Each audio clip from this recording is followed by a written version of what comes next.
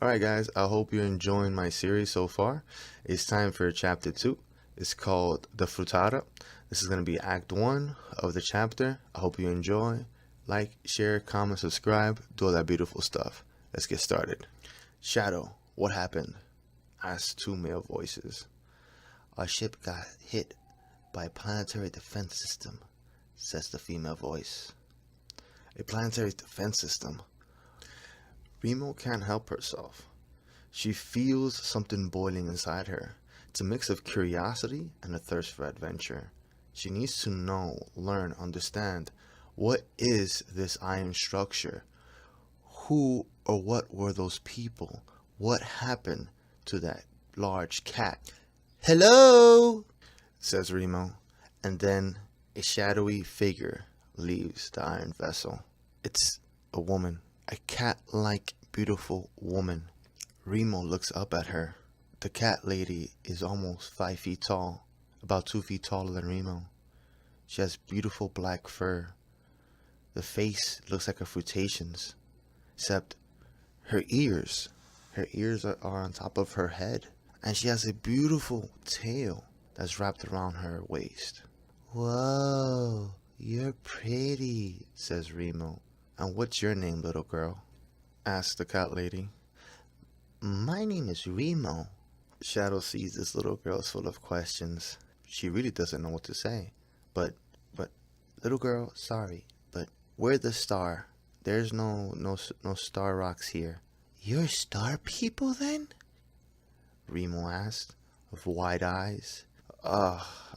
Shadow doesn't know how to answer that, but look, kid, I'm a Gadotharian. And these two guys, they're my mates, Sisi and Nono. Remo sees two other figures leave the iron vessel. She looks at them, and she looks at her. Then she asks, well, you must be some kind of chief to have two mates. Shadow just palms her face and says, No. She tells the little girl, not mates like that.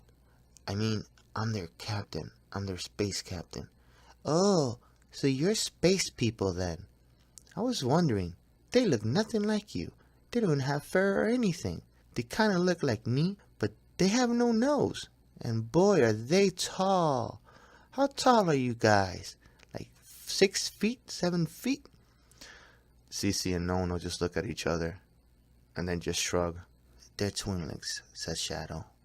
They're kind of like twins, but their minds are intertwined. So we're pretty much aliens and space people to you, but we're also different species. This is very complicated for you, I assume. Do you have any adults that can help us at the moment? My ship needs some time to repair itself.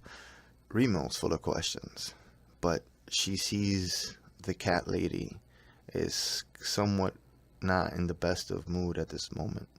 Probably because her ship crashed. Maybe because they were attacked. She wants to ask so many questions. She wants all the answers, but she knows it's not the right time. Remo tells them, I don't know if I can help because I'm in my survival quest and I won't see any of the elders and I won't see any of my people for a few more days. I need to complete my survival quest. It's super important for my people. It's a trial of survival to measure how worthy I am. The Gadotharian thinks to herself, I have to convince this girl to help us somehow. So, Remo, so I have an idea. If we tag along with you, we won't lose track of you. And we won't interfere in your survival trial. Do you think that would work? Remo looks at her and nods with a big smile. That should suffice. The Gadothorian Shadow takes out a small device from her pocket, then tells it, camouflage mode, set auto repair. Remo looks in awe. The space vessel that was behind the two aliens, her new friends, has disappeared. It's completely camouflaged, says Remo. Yes, that's part of our advanced technology, Remo. You can still feel it, but you can't see it. It reflects all the light around it, bends it in a certain way, so it's like it was never here. The light just goes right through my ship. After a full day of running and sprinting, climbing trees and climbing down hills, Sisi, Nono, Shadow, and Remo make it back to our little survivalist temporary camp. There they feed on Remo's rations, while she is on her security post, way up high on one of the trees, making sure no wild animals like any tiger squirrels will invade her campsite.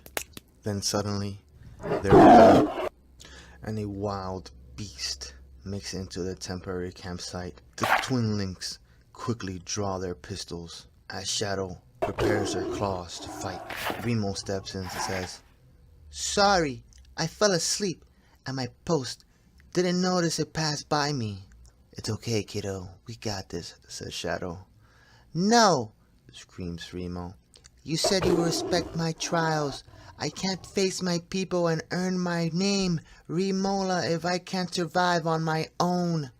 But kid, this thing is huge. It's almost 29 feet tall. You can't possibly take this on your own, Remo. Let us help. The monster notices Remo and spins its tail, sending her flying again to a nearby tree. She thinks to herself, This seems oddly familiar. The space crew heard something crack. They know Remo took a hard hit when her spine hit the tree. Remo lays there for a moment while thinking, this really hurts. She feels her body slightly numb. Then time slows down on our little huntress. She recalls her training, her grandfather telling her how you can do amazing things when you control your energy. You can create, destroy, heal, and much more. So Remo inhales slowly. She knows she's in danger and that something is broken. I have to end this quickly, she thinks.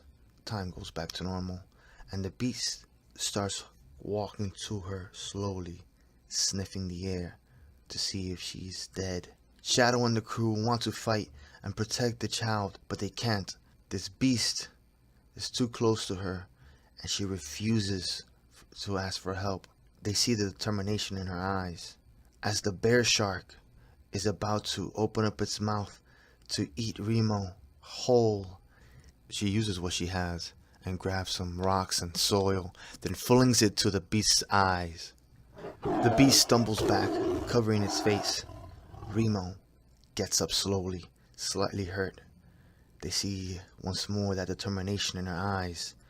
Her cute watery eyes shows the power this great huntress survivalist has, and she will not be defeated. Not today. She will earn her extended name, Remola. You thought you had me? She says as she gets up.